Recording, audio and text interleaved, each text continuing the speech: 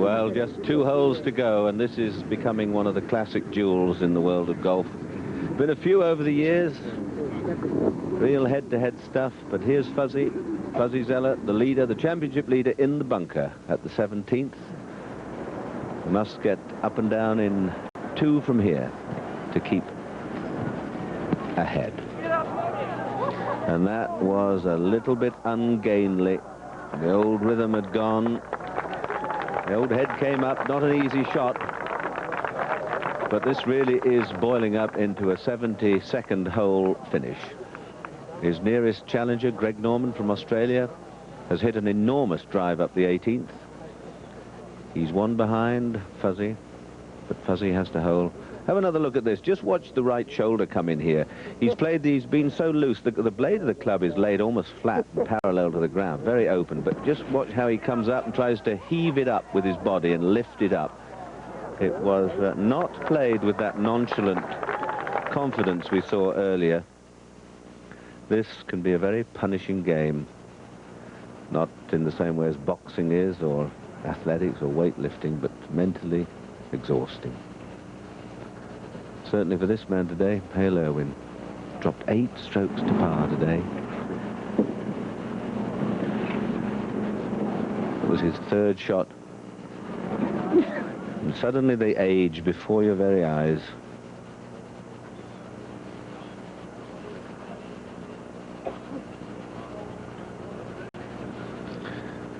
Whilst they prepare, let's have a look at this enormous drive. John Schroeder said that Greg Norman's drive at the 18th was 300 yards into the wind. Just watch the sheer animalistic power of this man. He's just over 6 feet tall, draws it back, but just when he comes to hit the ball, just go ow to yourself, because this is enormous. The right foot slides away, it's punched through there.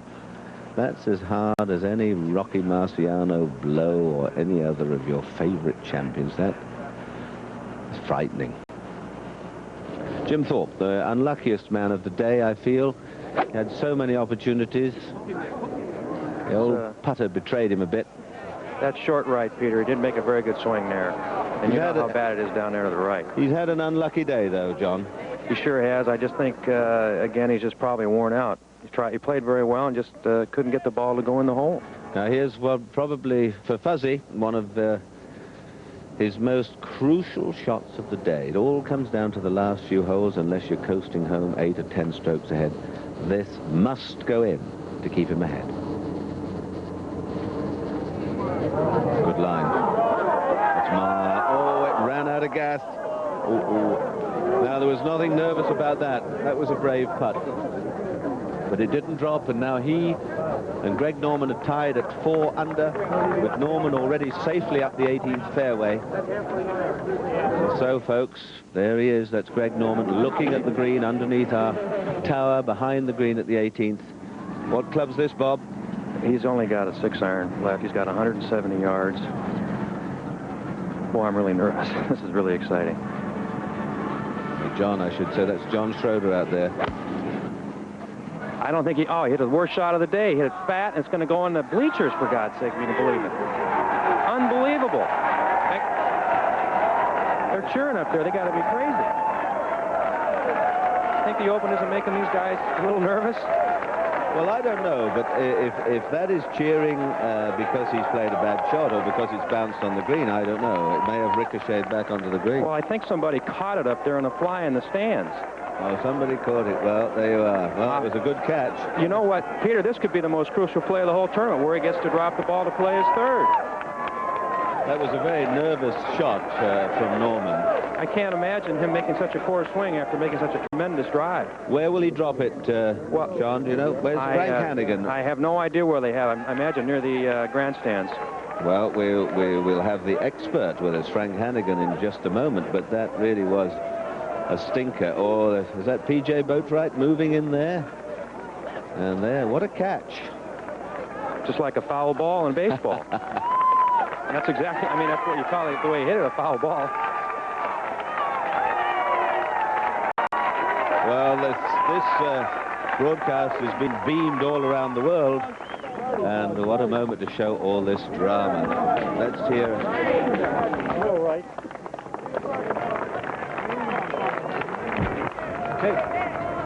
Here's Frank Hannigan, just joined us now.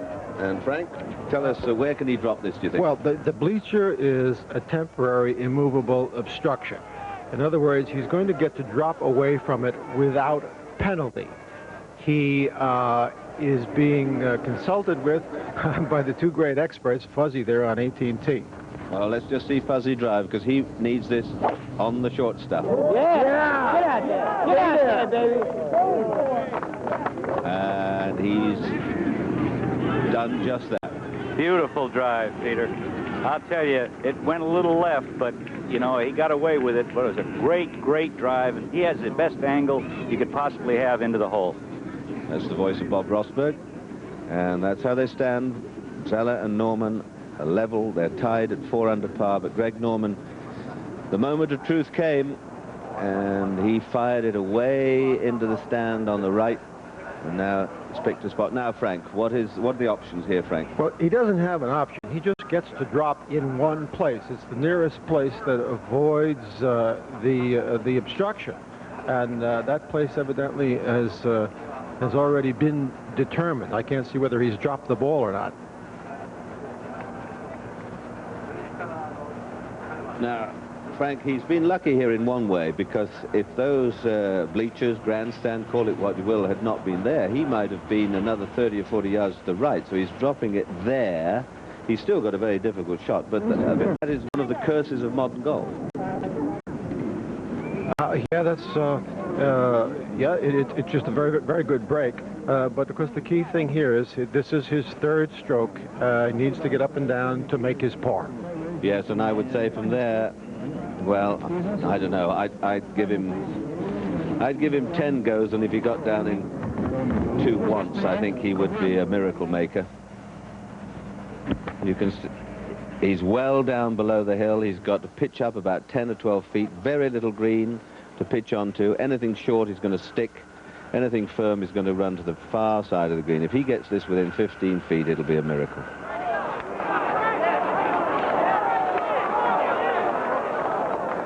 And it didn't roll back, and he's still not certain of getting down in 2 from there. And he might well have just lost the championship.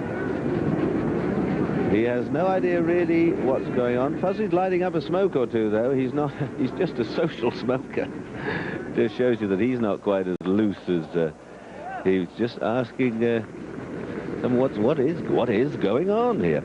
Incidentally, we were saying how many countries were taking this, and for those countries that have stayed up late, well, just look at Jim Thorpe's pitch, though, up first at the 18th. This is his third shot from very deep rough. And he's played a very good shot, but only within 15 feet or so. We're saying round the world, viewers staying up late. Mick Faldo from Great Britain, a 72 today, 296. Gary Player from South Africa, 76, 294. Oosterhouse, the 75, 290. Sevi, the 75, 291. And Aoki from Japan, the 74, 288. A playoff would be over 18 holes tomorrow, should there be one. But at this moment, if I were a betting man, and I'm not, sir, my money is now, it's been ebbing and flowing all day, back on Fuzzy. Greg Norman needs this. Have a look at that slow motion swing of Greg Norman's on the second shot. I mean, it really was such a bad shot. Looking from here, it's gone at least 50 yards to the right. He's only got a medium long iron, a 5-iron or so, and he was just so open. The blade of the club was just so open and away. It was never, there was just lack of rhythm into the crowd, caught by one of the spectators very bravely. And now he's playing 4. Leaving the flag. Dave, this putt down the hill, what about this one? You wouldn't care to name the odds on getting this in 1, would you? No, thank you. Plus, he's got to try not to make 6. Yeah. I mean, the dilemma here, you want to make it, obviously, you want to make all of them. But if he gives it a wrap, Peter, it's going to go 5 or 6 feet back. Not bad looking putt, though, is it? Can you believe it? Do you think that some things are fate and some things are meant to be? Because you can't do any better than that. That is almost awesome and godlike. Fuzzy, he may think he's made a birdie. I don't know what Fuzzy thinks. I doubt that seriously, Peter. But would you like to go over the 3 4s that man just made? In 16, 17, 18? You can't make 1 4 out of the 3. No, I think it's just incredible. And that, when you try and explain to non-golfers what this game's all about and how it can change, it's seemingly such a passive game. He surrenders. That is marvelous, you see. That is something that doesn't happen in too many other sports, and Greg responding. I accept. And the people, yeah, I certainly do. Can I have that in writing, please? That's right. Your putter, please. This really is terrific stuff. And for all those people around the world that are seeing it, whether it's live or on tape, from Italy to Wanganui. Well, what do you think Thorpe is thinking about all this? He can't buy a putt, and these guys are coming at him from every angle. This is to finish, this putt to finish at 281. 1 over par. Stay up, come on. He's just been beaten into submission all day long, and the gods have been against him. But 282, if this little putt goes in, is very fine playing indeed. But of course that just takes him. Curtis Strange tiptoes up, I think. Does he tiptoe up into a tie, or does Jim finish 3rd on his own? I still can't believe that putt of Greg Norman's. There's no way to make that putt. I mean, you think of under that pressure, Peter, and you've had many putts of pressure, and so has Rossi and Schroeder, and man. It's amazing. And just look at this. This is how short Hale Irwin's tee shot was compared to Greg Norman's at the last hole. Out with a little wood for his second shot. The man who won here 10 years ago. I don't think that's a little wood, Peter. I think that's a big one. And it's a great What a shot. You think Fuzzy would trade? I think he would, yes. I got a hunch Fuzzy's going to hit a good shot here. What's he going to hit, Ross? I would think this is a 6-iron. I would think he'd want to hook it into the hill and leave it above the hole. Boy, what a shot he's hit.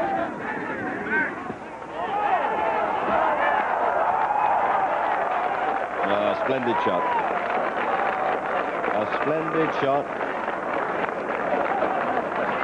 It really is quite unbelievable this day. Let's have another look at this. David, you know this. This is quite extraordinary. It's 4 or 5 feet left of the hole at one time, isn't it? Yes, and then about 10 feet short of the hole, you're going almost straight downhill. This, folks, was for a 4 for Greg Norman at the last hole. It now starts to turn and disappear.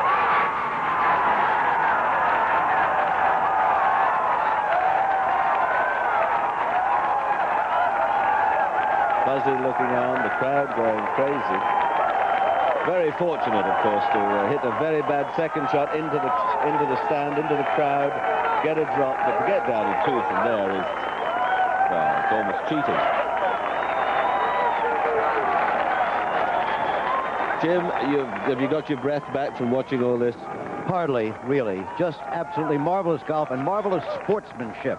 What we've seen here today, the crowd cheering for the Australian every bit as much as for the American, the players themselves showing that this is sport to them. It's still a game despite its tremendous importance. Fuzzy waving the white flag in mock surrender from the fairway. And Greg Norman answering with it with his arms upraised. The kind of sportsmanship that many games used to be known for. A game that tennis used to be known for, as Peter said yesterday. Used to be the gentleman's game. Today, golf is one of the few strongholds of true sportsmanship. And they all can be proud of it. Jim, I don't know what time it is in Australia, but if that didn't wake everybody up, that 4 he made it last hole, they're all there now. It just makes you tingle. It really does.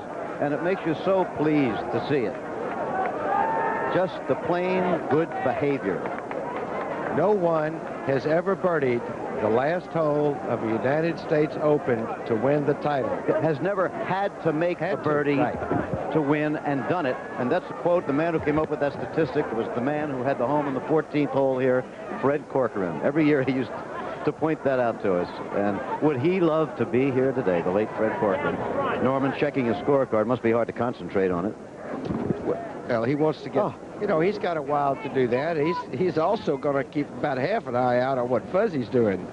Unless Fuzzy makes this putt, and if he gets down to 2, if he doesn't make it, we will be back tomorrow for 18 holes, the first playoff in 9 years. That's the longest spell without a playoff in the history of the U.S. Open. Hale Irwin here, of course, finishing up just such a bad round today.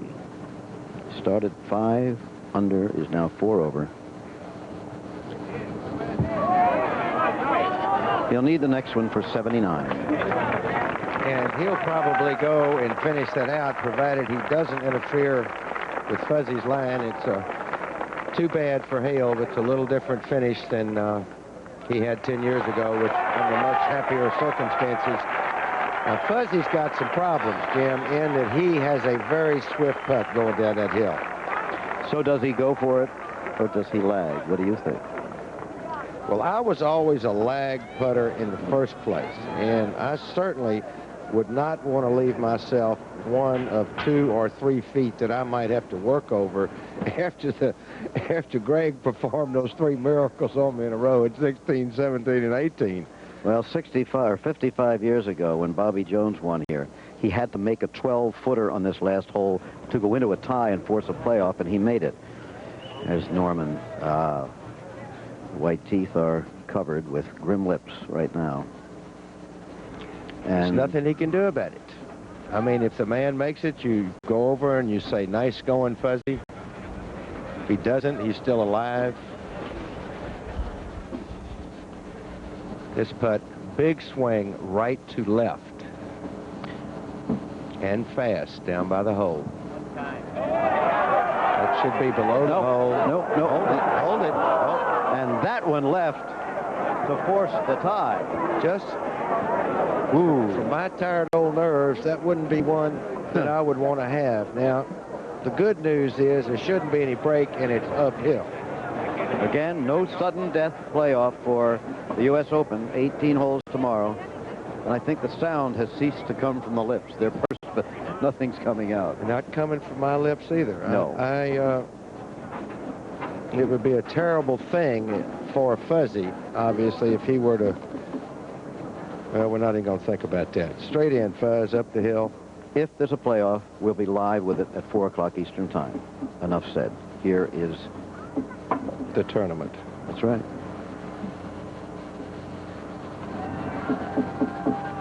He's done it. Fuzzy Zoeller with an even par round of 70 after getting it 3 under at the end of the front 9. He comes back 3 over. A smile for his playing companion, Hale Irwin. Again, the sportsmanship of Irwin after a miserable round. And here, Norman. Greg. See if we can hear this. Hey, what are you doing making up? Okay. There you go.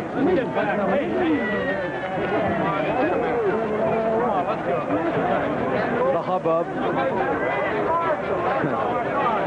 Boy, will that be something tomorrow. 2 great sportsmen going at it. 18 holes for the National Championship of American Golf. There it is. Zoeller 4 under, Norman 4 under. Curtis Strange ends up 3rd. Then Johnny Miller and Jim Thorpe tied for 4th. Hale Irwin 6th. Peter Jacobson and Mark O'Meara tied for 7th. Well, we've got to talk to those guys before we get out of here. No question about it. It's been a wonderfully thrilling 4 hours almost at this point that we've had here today. Again tomorrow, 4 o'clock Eastern Time. It will be live playoff coverage tomorrow for the 84th U.S. Open Golf Championship. But don't leave yet.